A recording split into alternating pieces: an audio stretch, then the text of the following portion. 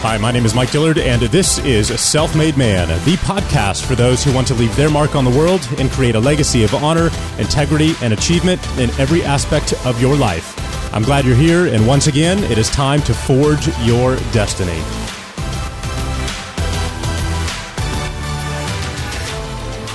Welcome back. Today, we're joined by the one and only Grant Cardone. So I'm going to go ahead and assume that you've seen Grant online. You know who he is, as he has taken the personal development and business training industry by storm over the past 3 to 4 years.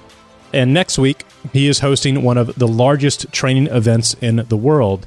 The 3-day 10X Growth Conference is going to be held this coming weekend, February 1st through the 3rd, at the Marlins Baseball Stadium in Miami, Florida. So I wanted to get Grant on the show for one primary reason.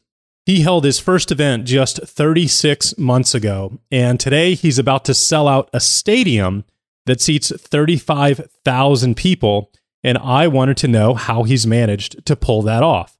So today we're going to take a look behind the scenes at what inspired him to take on a risk as large as he has to put on this event. We're going to find out how much it cost for him to put on this event, which blew my mind. And we're going to find out how he plans to make money with it and how holding an event like this fits into his larger long-term strategy for the growth of his business. This is an extremely interesting and valuable interview when it comes to the mindset that he's adopted and how it's allowed him to take the ambitions and, frankly, audacious ideas in his mind and bring them to life. So without further ado, please help me welcome Grant Cardone. Well, Grant Cardone, welcome to Self-Made Man. It's a pleasure to finally have you on the show. Hey, great, Mike. Great to have be on your show. And last time we ran into you was in Austin, right? Were you at the Bowie, right? Yeah, you were here with Elena looking at buying the Bowie Tower downtown in Austin, which is where I live. And I hit you guys up via Instagram because I could see you touring the building, which was awesome. And I think that y'all may have acquired it, or you're in the process of? We haven't acquired it yet, but hey, well done on you for being able to live in one of the nicest buildings in Austin. You know, I've made the tour. I've lived in the Austonian, the W Hotel, condos, the Bowie, and the Hilton condos. So I've been trying them all out. Yeah, you like downtown, obviously. Yeah, downtown Austin's just growing bigger and bigger, and it's just becoming a really exciting city. We've got Google here now. We've got Facebook, all downtown. So this place is going to look completely different 10 years from now. Yeah, it's awesome.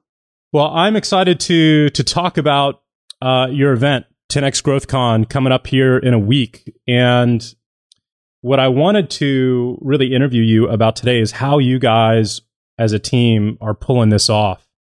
Because you're going to have over 30,000 people in attendance. You've rented out one of the biggest sports arenas in the country. And how did you guys do it? Well, man, I tell you what, it's quite an undertaking. I've never done anything this big. Yep. I remember my first speaking engagement had 8 people in it, and it was set up by the guy I was working for at the time. And so over the last 30 years, we've been doing events of some sort, most of which had 150 to 200 people, which is a lot of people.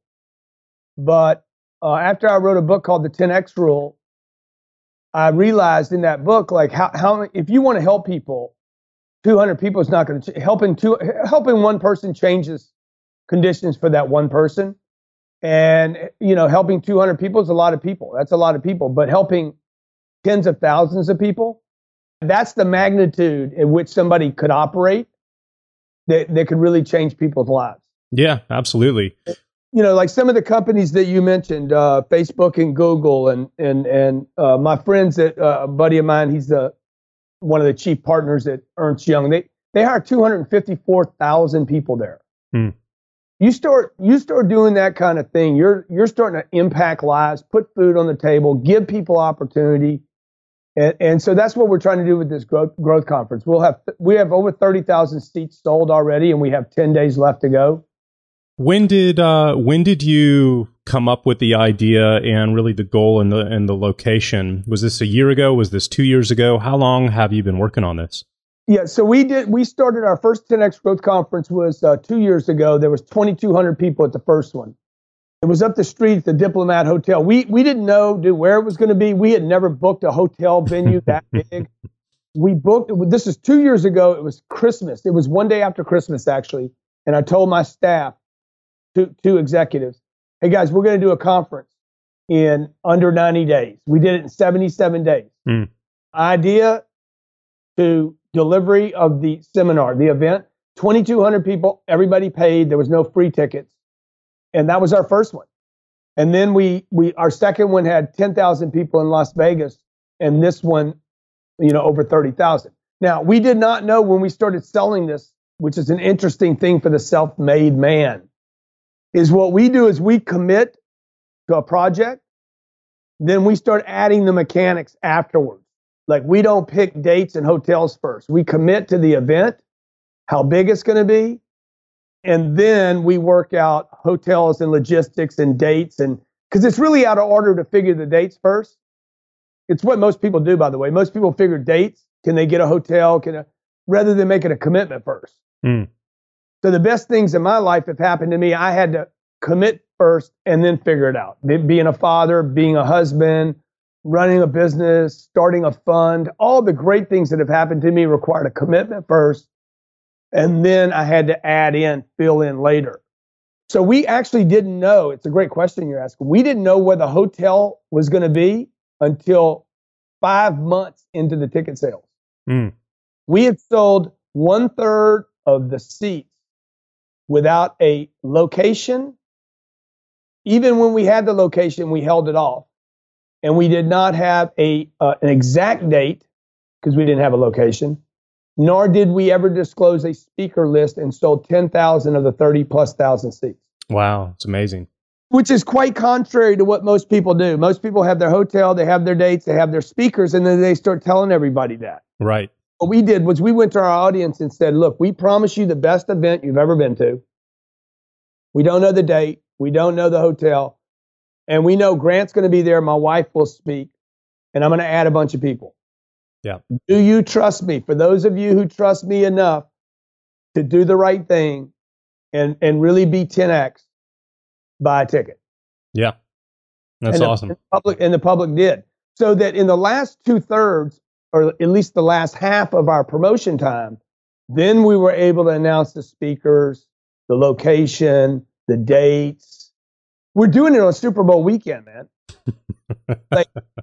like everybody says, you can't do it on Super Bowl weekend. I said, well, why can't I? You're going to miss sales. You're going to have people that want to go to the Super Bowl. Yeah, I will miss some. They're not people that would be interested in your event anyway. Well, they're watching football. Could be a conflict. There could be. We had a guy that actually. But look, there's all kind of conflicts, right? I wanted Tom Cruise to come speak. He was to come, and then found out he has to be on a movie shoot. Then I called Jamie Foxx and said, "Hey, Jamie, can you come do this gig?" He's on a movie shoot, or they're bullshitting me and they just don't want to do the deal. But the point is, there's always going to be a conflict with somebody. I got a wedding to go to. I got this to go to, but. So we went heads up with the Super Bowl. The Super Bowl will have more people, but it won't be 3 days. Right. And people won't learn as much there. So did you hire a team that really took ownership of bringing this thing to life from a logistics standpoint? Because let me just ask you, how many of your staff members do you have putting this together? How many is it going to require you to pull it off? Everyone here is working on this. Yeah. Okay, we hired a guy that was supposedly an event specialist. He's not with us anymore. He couldn't hang. Okay, so this is my people. We've never done this event this big. We just know, look, there's parks around the world that hold events like this all the time. And so, walking into Marlins Stadium, it's one of the newest stadiums in the country. It's got a retractable roof. I had to be protected against rain in case it rains. We got a commitment from the city to really support the people here. We're bringing great people in that have a monster intention, because the audience makes the conference. It's not me and my speakers in the venue. It's got to be a great audience. We have people traveling from almost 50 countries, and they're all with this mentality, I want to grow my business. From a logistics standpoint, I've just got to imagine, I mean, it's kind of like you're holding a baseball game, right? Like, you're going to have staff all over the stadium for ticketing and showing people their seats. And and just the logistics. Did y'all outsource that to another event company, or how are you going to manage to find all the people to do that? Yeah, well, we will have what do they call it? Temp workers, right? To facilitate registration. But keep this in mind: like if you've ever been to a baseball game or a football game, this is like a baseball game, which is 9 innings, but this game is 69 innings, right? Or 90 innings every day, Friday, Saturday, and Sunday. This isn't like a 2-hour game. A football game typically lasts about an hour and 15 minutes. Okay, this lasts 9 hours a day. Right. So now there's a lot of technology out there that helped us facilitate doing this that makes it easy, like transportation. Marlins Stadium's just south or just west of downtown Miami. Everybody's going to Uber. Nobody needs to get a rental car. Miami's a very easy place to fly into. A lot of traffic comes in and out of Miami every day. It's a sexy city. People are like, oh, Miami's a cool place. So some of that helped us, but also apps. We have an app called the 10X app, 10X app, VIP app. That helps people understand our offers while they're there, where to go, schedules. So there's a lot of technology that helps us pull it off. But yeah, we need bodies. You still have to have bodies to handle moving people around, that many people around. And correct me if I'm wrong, I think I heard you mention somewhere what it's going to end up costing you guys to hold this event. Is that a number you can share? I'm going to be north of 8 million and just south of 10. Wow. That's amazing. That's incredible. And is that going to be covered by ticket revenue, or? We'll be profitable before we sell a hot dog.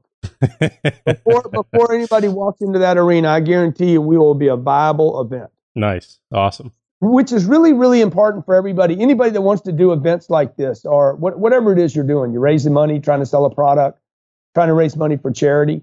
It is vital that you are profitable before you start doing your thing.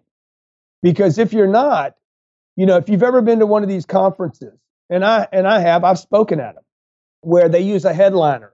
And the headliner, you're going there for one or two headliners, but you have to stay there and listen to the other people that you didn't really come for. And so we didn't want to do that. The reason those conferences are like that, and they serve a purpose and they're fine and everything, but the reason, and there's not a lot of entertainment, there's not a lot of jazz, there's not a lot of extracurricular, there's not a lot of surprised entertainment, right? Because there's no money. The thing runs on whether we can sell you something or not. Right. We didn't want to do that. We wanted to do, hey, it's going to be profitable. Now, man, I got entertainment coming in on this deal that it'll blow your mind. Like top of the food chain rappers. Cool. And nobody even knows they're coming. Nice. We haven't even promoted it. Every single day we have entertainment that is nowhere on a schedule to be found. The opening of the first day, 35,000 people will experience something and it'll blow. They're going to be like, I'll never run my business the same way again. Nice. Because it costs us $60,000 to pull off this one thing that we're going to do Friday morning. Very cool.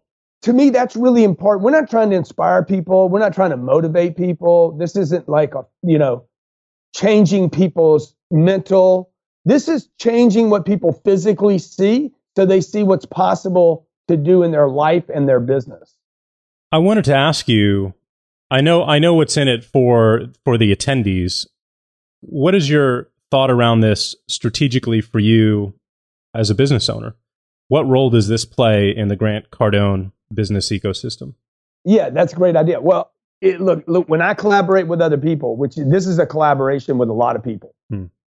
So from some of the entertainment to John Maxwell, Sarah Blakely, she's a billionaire. These are all also collaboration and branding opportunities for me. It lifts my brand up. We bought $1 million worth of billboards around Miami. Next thing I know, Miami Heat's calling me. The coach of the Miami Heat's talking about 10X to his team. One of his team members is calling, hit me on Instagram. Dude, tell me about 10X, man. So this is a way to in the 10X rule, I write about omnipresence. Be everywhere all at the same time. If you're going to do something, saturate space. And so, this is an experiment. This is literally a live practical on 10X to a city. find out how will it benefit me and my business? It lifts my brand. It makes me known. It funds a lot of marketing and advertising. Then it gives me an opportunity to bring a guy like Steve Harvey. Steve Harvey's flying from LA to spend an afternoon with me. Like, I have to have that event to get Steve to come. Because Steve's on TV every day. Steve makes plenty of money. Steve, would you like to talk live to 35,000 people about what it's like to be an entrepreneur and a celebrity and a funny dude? How many people? 35,000, bro. Like, Donald Trump doesn't get 35,000 people. Like, he's like, man, I would love to do that. So again, in that the second part of that, it lifts my brand. Number two, it creates business opportunities for me with these people. Yeah. My friend Aubrey Marcus is the founder of On It here in Austin, and a really fast, health company, fast growing health company. And we were having a conversation. He put it really succinctly where he said, gravity creates more gravity. Yeah. So as your gravity starts to increase, all these other planets start to get sucked into your world, and it just makes the gravity even stronger, and you get the bigger ecosystem. Yeah. So the third reason, is that I want to spend more time with the client. In a world where we live with so much social media, so much of what you and I are doing right now, so easy for me to stream constantly and go live on Instagram. It becomes vital that you get to actually meet people, real human beings, and not avatars, and not Johnny 5589. Mm-hmm. So this is the one of the most valuable things for my wife and I is that we get to meet people. We love people. We like meeting people. I like taking selfies with people for me. And like, people become real to me. It's easy to forget that. Yeah, very easy. Yeah. And, sometimes I'm disappointed. I'm sure sometimes they're disappointed in me, but more often than not, I see more than what was on the Instagram or the Facebook post. Yeah. Yeah. It's unbelievable how, at least in my case, whenever I've met folks who followed my work for years, that it's so easy to forget when you're working from a computer and a phone all day that you're talking to real human beings. So, yeah. I wanted to ask you about your next goals from here. And one of the big pivotal points where I really got to know you, I think more on a personal level, was the interview you did with Lewis Howes about a year and a half ago. And I know you started thinking bigger after that interview for yourself. And I wanted to ask you if you have some dreams and goals now for your life and your business in the next 2 to 3 years that you really haven't talked about yet. You're about to fill a stadium, right? What's next? Yeah. Hey, I mean, I think that we're, without sounding arrogant and everything, like it goes back to the thing the guy at On It said, it's like gravity, possibility builds possibility. Right.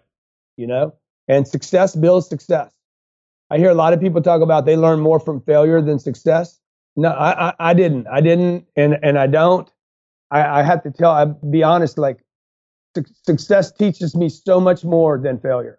I know a lot of people disagree with me on this, but it takes a lot of humility to figure something out, go through all the failures to finally figure out, boom, that worked, and then go repeat it. Tremendous amounts of humility to, like, I'm going to repeat what just worked. Because the natural tendency is to want to, like, change things a lot. I see a lot of people not repeat. I know I've made that mistake a lot of my life. So what would I like to do? I mean, I would love to do 10X Munich, 10X Sydney, 10X Hong Kong, 10X Singapore. Nice. Massive audience. I'd like to do 80,000 people. Jesse Itzler, the founder of Marquee Jets, said to me, he's like, hey man, how many tickets you really got sold? I said, I got 30,189 tickets sold right now. I only have like 4,000 seats left. And like 4,000 seats is twice what the first event. Right. We know based on what people are buying right now that we'll sell them. He's like, well, the next thing you're going to do is a football stadium, 80,000. And I said, man, F you, man. And I hung up on him. Right? And then I hung up on him. Swear to God, Mike, I thought to myself, I wonder what stadium I would do. So I don't know, man. It's just fun. Like some of this is just, even if the place isn't filled, it's going to be a big event, and it'll be probably the fourth reason that we do things, not just to spend time with people, but it's really good for my staff. It's really important to the people that work around me that they're part of this. And they're like, wow, man, I was part of that too. It's not just about Grant. Mm-hmm.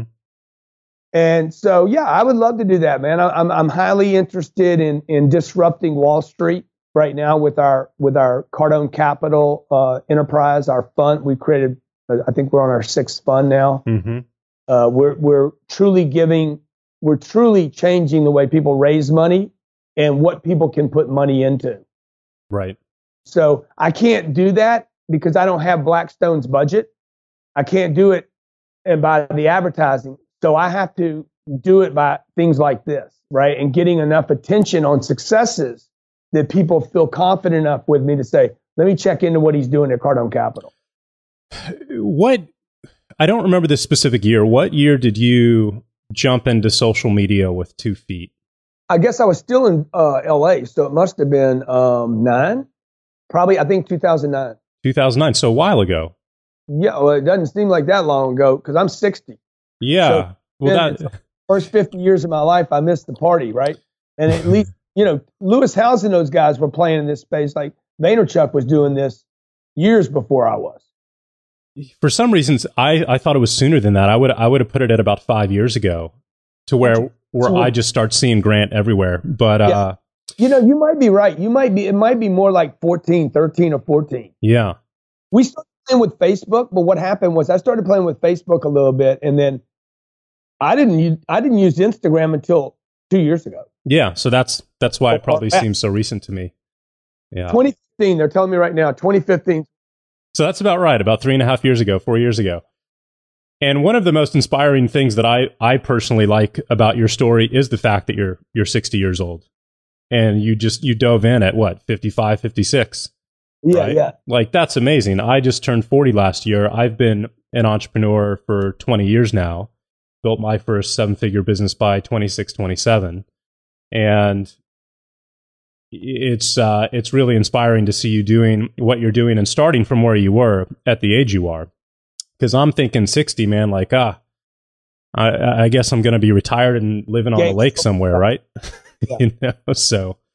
You know what I do, man? I look for like guys. Jack Bogle died the other day. I think he was 89 years old. And I'm like, dude, I got 29 years. Mm-hmm. If I got 29 years, man, I'm about to hack some freaking serious. That's how I think when I look at you. I'm like, I got 20 fucking years to go work on my years, bro. So. Like, and you got 20 years, and you got somebody saying, hey, you can do this, and then you can do that. Yeah. And you can have the life you want. Like, I didn't have any of that. Yeah. I had everybody telling me what couldn't be done. And more importantly, they were telling me without knowing it, they were sabotaging me. They'd say, dude, just be happy with what you have. Why can't you already have more than most people? I'm like, well, like what most people? Well, your dad, he worked his whole life just to have this. And I'm like, yeah, dude, what's that got to do with me? Like you should, I grew up and I didn't have any money and I was in food lines. This is my mom talking to me. I'm like, yeah, so what? We don't have food lines anymore. like I want to do something. If I compare myself to every person that's struggling on this planet, I will never get anywhere. I have to compare myself or at least look at what the winners are doing. Not that they're happier. I'm not talking about happy right now. I'm talking about I can figure out happy later. Or maybe not. Maybe I never figured that out. Maybe Steve Jobs, no matter what, would have never figured that out. I don't know. But I know that Steve Jobs still provides a great example for me in how he did business. So does Bill Gates. And then I'm trying to put together. So I'm just saying, I hope a guy like me can be an inspiration to a younger person and says, dude, I don't need to fold this tin up. Yeah, no, it's amazing. It's like you started the best chapter of your life at a time when most people would be thinking about winding down. And on that same note, would you mind sharing when you and Elena got married and had kids? At what age were you at that point? I was that was 2004. So 15, 61. I'll be 61 in March. So that's 45. I was 46. Yeah.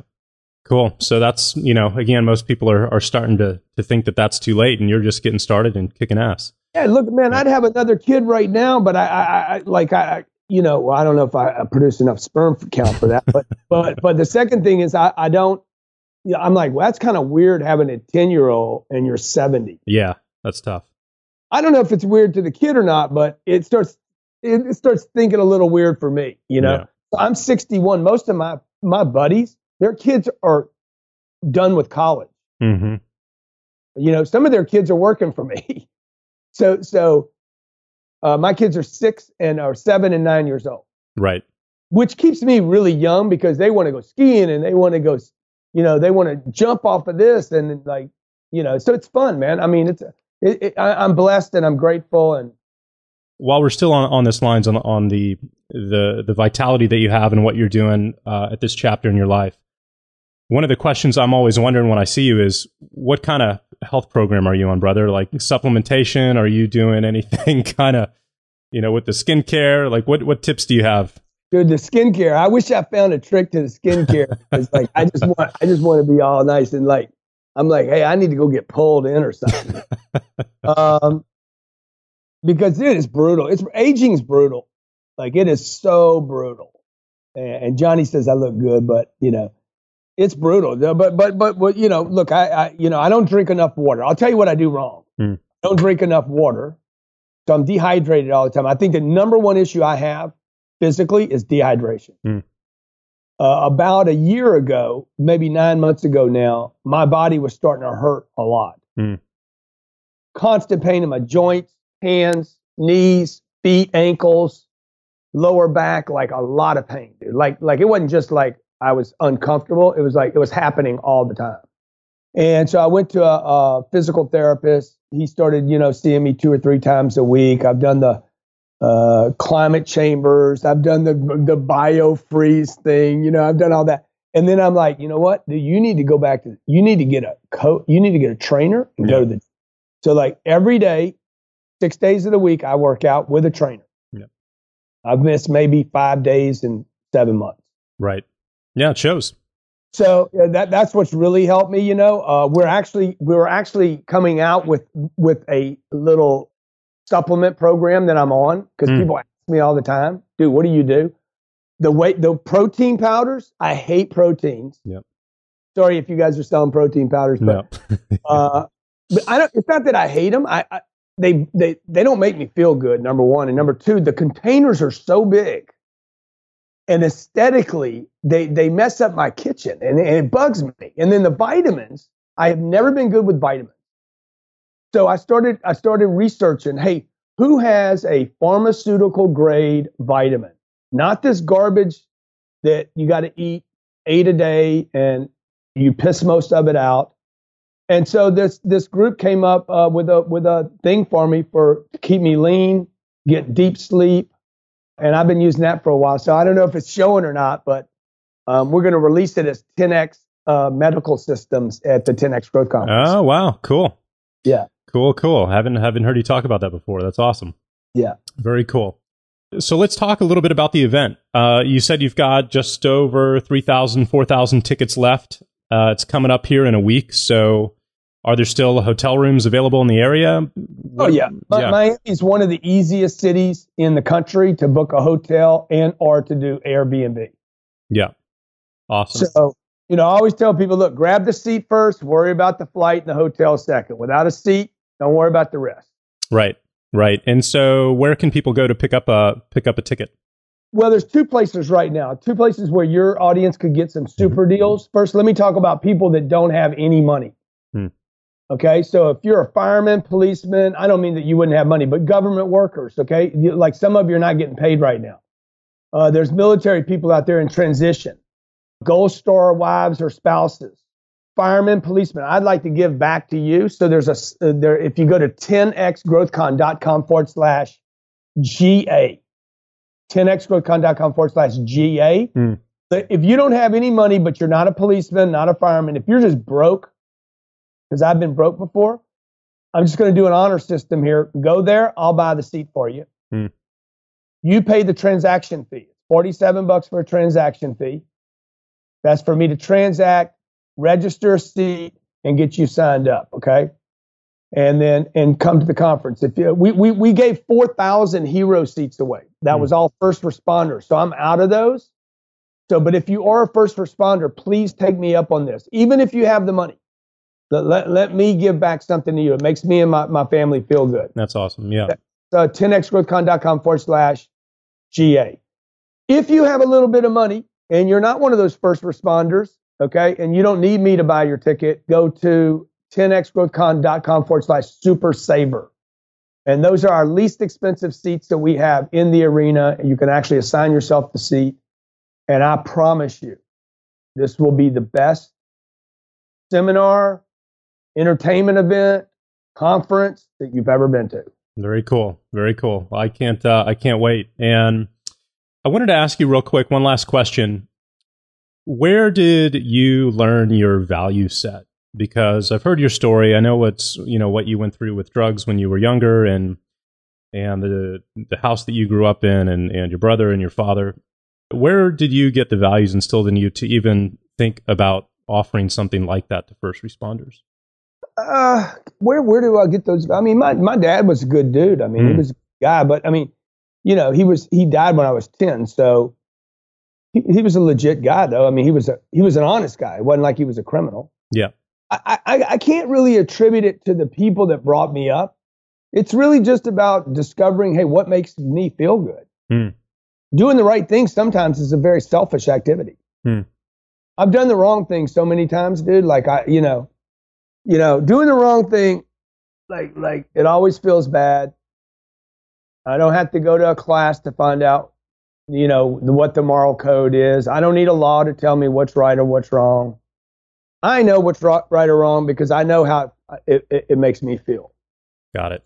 I just try to really trust my instincts. I'm extremely transparent and authentic person. So the point of that is, like, I am a profitable, viable. I said this in the first 1 minute. I am a viable unit. We make money on everything we do. Yeah. So if I'm giving 4,000 seats away, don't think that I'm like the most generous guy in the world. I'm making money. I'm still making money. If I give a ticket away and you're going to give me $47, that seat cost me $250, by the way. Yeah. I still figured out some kind of way for the rest of it to make me money. So these people paid me $15,000 for a seat. They bought a diamond seat. These people in yellow paid me $1,000 and bought one of my programs. So they're probably $2,000 to $2,500 seats. Look, I got to be profitable to be generous. That's the funny part about, and I'm sure you see this all the time on your Instagram or Facebook ads, because I see them on mine. People talking about, oh, you're just a greedy bastard, talking about making money. And I'm like, I donated $50,000 to charity last year. How much did you give? Right. They didn't give anything. They're too busy criticizing. Yeah, exactly. So, people, I bought my jet last year, and people are like, you could feed a country. Yeah, how do you know I didn't feed a country last year? Right. How do you know what I did? Why can't I do both? Yeah. I know this. When I'm criticizing other people, I'm probably not making my life any better. Yeah. It's just it's such a flawed logic in this space when you're teaching financial abundance, and people just don't understand that empowers you to make a bigger impact on the rest of the world. I like what you said, dude. Gravity makes more gravity, man. Velocity makes more velocity. Success creates more success. It's just like this pendulum. The pendulum, when the pendulum starts going, that odd-shaped circle, I think it's like a piston. Elliptical, yeah. Yeah, it's elliptical, right? Is it elliptical? And then when that thing starts going, it's hard to get it going, but once it starts, it's hard to stop. Got it. Yep. Yeah. Well, Grant, thank you so much for the time today, brother. You're the man, dude. You're the man. I don't know if I'm self-made, but I do get the concept, and I like it. Well, it's something that's pretty funny. There's two different definitions of self-made man, right? And one group of people thinks that it's a very egotistical based name or concept or brand. And for me, the way that I communicate it and think about it is that becoming a self-made man or woman really starts with the decision to take responsibility for your life. And it has nothing to do with doing things on your own or by yourself or without help, because that doesn't happen. Yeah. We all need that. But Every single one of us. And you didn't say one man. No, a ton of people. But every single one of us has to make that decision at some point in our lives to take responsibility for our future. And for me, it's that single moment in that decision that makes somebody self-made or not, because most people aren't willing to do that. So that's how we like to talk about it, at least. Hey, appreciate you, man. Absolutely, brother. Thank you so much, guys. Go pick up a ticket to the event. You've got 7 days left. 10xgrowthcon.com. And Grant Cardone, thank you for your time, brother. Appreciate you. Thank you so much. You bet.